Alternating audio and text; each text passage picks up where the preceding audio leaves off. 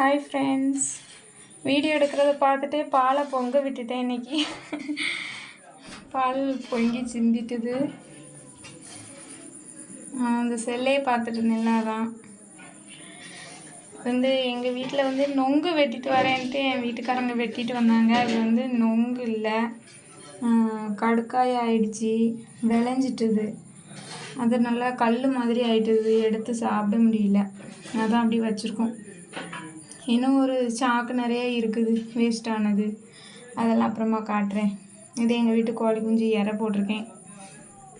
தண்ணியே இப்போ கிடைக்க மாட்டேங்குது ஃப்ரெண்ட்ஸ். வெயில் காலங்கிறதுனால தண்ணி கம்மியாக தான் விடுறாங்க. அதுக்குள்ளே நிறைஞ்சிட்டுது குடம். ட்ரம்மில் தண்ணி கம்மியாக தான் இருக்குது. குடத்தண்டு பிடிச்சி தான் கொண்டு ஊற்றணும். கொஞ்சம் வேகமாக வந்துச்சுது அப்படின்னா ஓஸ் போட்டு விட்டு ட்ரம்மில் போட்டு விட்டுருவேன்.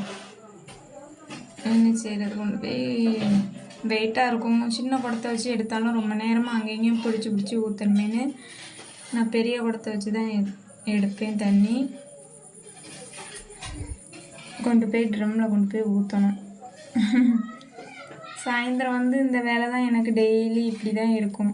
டெய்லி சாயந்தரம் தான் தண்ணி வரும் எங்கள் வீட்டில். சாயந்தரம் இந்த வேலை தான் கண்டினியூவாக நடந்துகிட்டே இருக்கும். ட்ரம்மு அரை ட்ரம்மில் இருக்குது தண்ணி. இதை ஃபுல்லாக நிறைக்கணும். நிறைச்சிட்டு செடிக்கும் கொஞ்சம் தண்ணி பிடிச்சி ஊற்றணும்.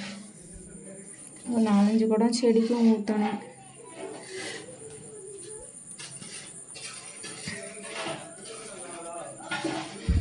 கம்மியாக தான் விழுது, இல்லைன்னா குடம் வேகமாக நிறையும். இன்னும் கொஞ்சம் வேகமாக இருந்துச்சுன்னா. இதுதான் எங்கள் தெருவு. அங்கே ஒரு பாட்டி பாத்திரம் கழுவிட்டு இருக்காங்க. இது எதிர்த்து வீடு. மதியம் நல்லா வெயில் அடிச்சுது. வெயிலுக்குள்ளே தண்ணி ஊற்றக்கூடாதுன்னு மணி பிளான்ட்டுக்கு தண்ணி ஊற்றலை ஃப்ரெண்ட்ஸ். அதை இப்போ சாயந்தரம் தான் தண்ணி ஊற்றுறேன். நல்லா தழுத்துடுச்சு. வர்றவங்கெல்லாம் என்ன உரம் போடுறீங்க, நல்லா தழுக்குது அப்படின்னு சொல்லியிருக்காங்க. நான் தண்ணி மட்டும்தான் ஊற்றுறேன், வேறு எந்த உரமும் போடலை.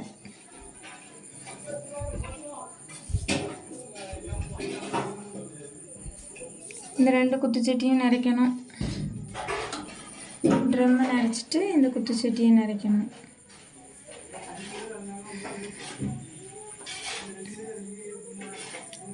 எங்கே பார்த்தாலும் கோழி தான் நிற்கிது. என் வீட்டுக்காரர் தான் கோழி வளர்க்கணும்னு பிடிச்சி போட்டு வளர்த்துட்டு இருக்காரு. என்ன பண்ணுறது, அங்கங்கே கோழியாக தான் நிற்கிது. ஓரளவுக்கு மேலே வந்துடுச்சு தண்ணி. இன்னும் கரெக்டாக 5 குடம் ஊற்றினா ட்ரம் நிறைஞ்சிரும். செடிக்கு தண்ணி ஊற்றணும். ரோஸ் செடி வாங்குறதுக்கே வெறுத்து போச்சு. ஏன்னா வாங்குறப்ப இருக்கிற ஒரே ஒரு பூ மட்டும்தான் நம்ம பறித்து வைக்க முடியுது. என்னன்னு தெரியல எனக்கு. ரோஸ் செடி தழுக்கவே மாட்டேங்குது. இது மரம் பக்கத்தில் நிற்கிறனால, இணல் அடிக்கிறனால தழுக்க மாட்டேங்குதா என்னன்னே எனக்கு தெரியல. செடி வளர்க்குறது ரொம்ப பிடிக்கும் எனக்கு. நான் ஃபஸ்ட்டு கல்யாணம் முடிஞ்ச புதுசுலலாம் நான் செடி வளர்த்துருக்கேன். நல்லா பூக்கும் ரோஸு. ஆனால் இப்போ உள்ள ரோஸ்லாம் எனக்கு பூக்கிறதுக்கு ரொம்ப கஷ்டமாக இருக்குது, தழுக்கவே மாட்டேங்குது. சரி, என்ன செய்ய, ஆசைக்கு 2 வாங்கி நான் வச்சுருக்கேன். கீழே தரையில் வச்சதெல்லாம் தழுக்கவே இல்லை. அதான் மேலேயே தொட்டியில் வச்சு பார்ப்போம்னு வச்சுருக்கேன். அப்பப்போ தண்ணி ஊற்ற தான் செய்தேன். அதுக்கு என்ன உரம் போடுறதுன்னு எனக்கு தெரியலை. இந்த இருக்குல்ல, இவ்வளவும் நொங்கு விளைஞ்ச நொங்கு ஆயிடுச்சு. கல் மாதிரி இருக்கும்ல கடுக்கா, ஆமாம், இதெல்லாம் வேஸ்ட் ஆகி போச்சு. வெட்டி பார்த்துட்டு சாக்கில் எடுத்து வச்சுருக்கோம். இது எங்கள் ஊர் சைடு கைத்தொழில், பீடி சுற்றுறது. இலையை நினச்சி வச்சுருக்கேன். நைட்டு தான் பீடி சுற்றணும். சாயந்தரம் வேலையெல்லாம் முடிச்சுட்டு இலையை குட்டியாக வெட்டி பீடி சுற்றணும். பீடி சுற்றுறனால தான் வீட்டு செலவுக்கு கொஞ்சம் பைசா கிடச்சிக்கிடும். தண்ணி வந்துடுச்சுனாலே குட்டீஸ்களுக்கு ஒரே கொண்டாட்டமாக இருக்கும்.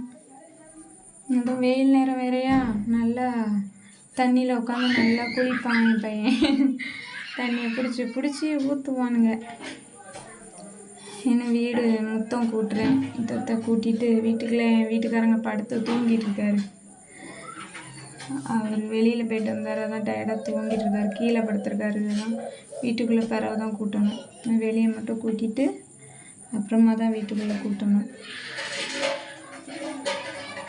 இது என் 2வது பையன் சைக்கிள் பார்க் பண்ணியிருக்கான். அந்த இடத்துல பார்க் பண்ணியிருக்கான். அது 3வது பையன் சைக்கிள் பக்கத்தில் நிற்கிது.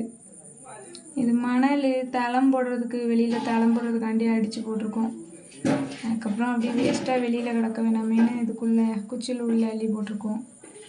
அதெல்லாம் குப்பையெல்லாம் நிறைய அந்த மணல் வந்து விழுந்துருது, காற்றடிக்குதுல்ல, அதனால் நிறைய வந்து விழுந்துருது. அதனால் கூட்டி வைக்க வைக்க என் பிள்ளைகள் இந்த மணல்லே வந்து உட்காந்துருந்து கீழே இழுத்து இழுத்து போட்டுருவானுங்க. மேலே இழுத்து இழுத்து நானும் கூட்டி கூட்டி தான் வைக்கிறேன். அவ்வளவும் கீழே வந்துடும். அதுக்கப்புறம் கோழி வேறு கிண்டும். இது வந்து எங்கள் மாமா சோறு பொங்குது அடுப்பு. இங்கே தான் எங்கள் மாமனார் இருக்கிறாரு. அது குச்சில், சின்ன குச்சில். எங்கள் வீடு சிம்பிளாக தான் இருக்கும். அந்த பக்கமும் சிம்பிளாக வீடு தான், மண் வச்சு கட்டின வீடு. இது 3வது பையன் சைக்கிள். இந்த கிடக்கல மணல், கோழி கூடு கட்டியிருக்கோம். அதுக்கப்புறமா இந்த குப்பையெல்லாம் அப்படியே வெளியே கூட்டிட்டு மற்ற வேலைகளையும் விரும்பி பார்க்கணும். அங்கே பாருங்கள், 2வது உள்ள பையனும் வந்துட்டான். ஆட்டத்தை பார்த்தீங்களா? சரி, காப்பி போட்டு காப்பி ஆற்றி குடிக்கணும். குடிச்சிட்டு தான் சமையல் வேலையை பார்க்கணும்.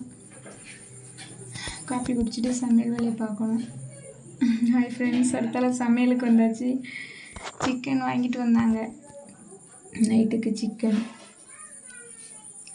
சிக்கன் பொரிக்கிறதுக்கு மாவெல்லாம் போட்டு பிசைஞ்சு வச்சுருக்கேன். குழம்பு ரெடி ஆகிடுச்சு. ஓகே ஃப்ரெண்ட்ஸ், நம்ம சேனலை மறக்காமல் சப்ஸ்கிரைப் பண்ணுங்கள் ஃப்ரெண்ட்ஸ்.